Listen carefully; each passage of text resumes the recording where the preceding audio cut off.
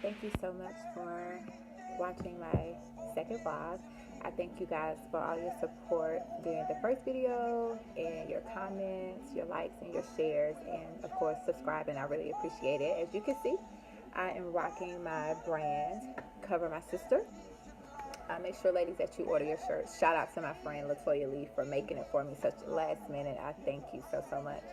I know my last video was fairly long, so I promise I will not be with you long today. Today I'm just going to do a quick topic talking to you about the importance of sometimes you have to disconnect in order to connect. When you're trying to make that connection with God, sometimes you are going to have to cut off some people. They may be some cookouts that you love to go to, that you may go to every other weekend, or you may go once a year, but there may be something that is not healthy for you right now. That's not okay in what God is trying to do, where you have to disconnect.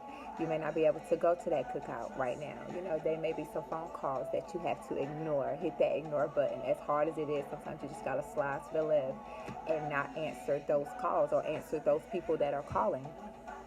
There may be even some support that you may not be able to support your friends. You know, the people that you feel like is really there for you. They rock with you the long way. You know how they say it. But you may not be able to support what they're doing because it may not line up with what God is trying to do in you.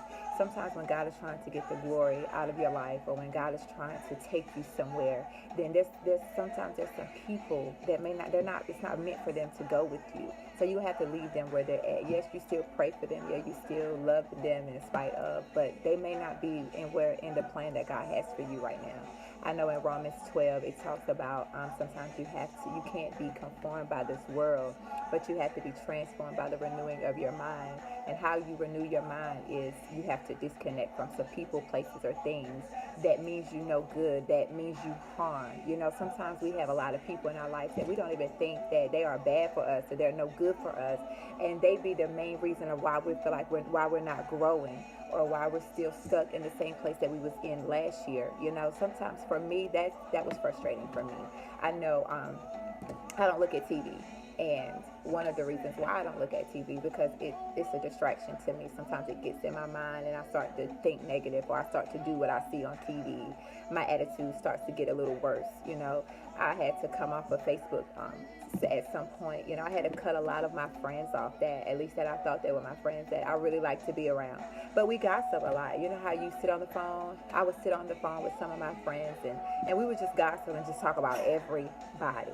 And I was like, now I know there's something else that I could be doing besides sitting around here talking about people, you know. And I know we all have those friends where it's like we don't really have nothing else to talk about. All we can do is talk about other people, because there's not even a connection with us. So that's why we talk about other people versus talking about like what we trying to do. You know, instead of just getting on the phone and talking about, girl, do you know, like, this is happening to me, or God is opening up this door for me, we choose to talk about her, you know, or him. And it's like, this ain't fun no more. I've been doing this for too long. This is not fun anymore. I want to talk about something else. I want to talk about me and what I need to do to get me right, you know. This is not new. This is not a new process for me. I like recently just started. Like, it's really been hard trying to disconnect from some people that I know don't mean me well.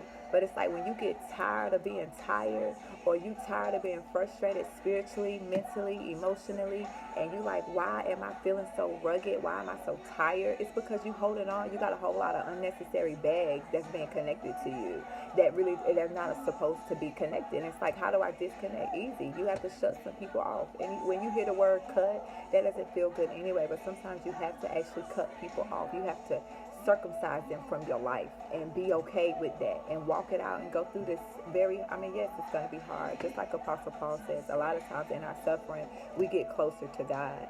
So whenever you do disconnect, it is a suffer. And as I disconnected from people, I began to get closer in God. I began to see my purpose that God has for me.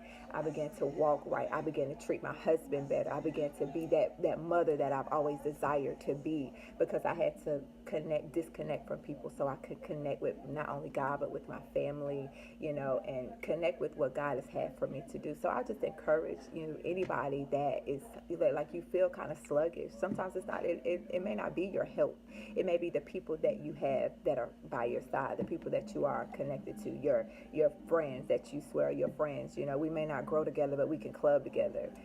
No, like I don't want to club anymore. You know, to those that are still partying, that's cool. But I used to party. I did all of that, and I got burned out. And it's like I don't want to do this for the rest of my life. Like I really want to do something else. You know, and the people that I party with, I had to disconnect from. You know, sometimes even when we don't want to disconnect, this is a real good one too.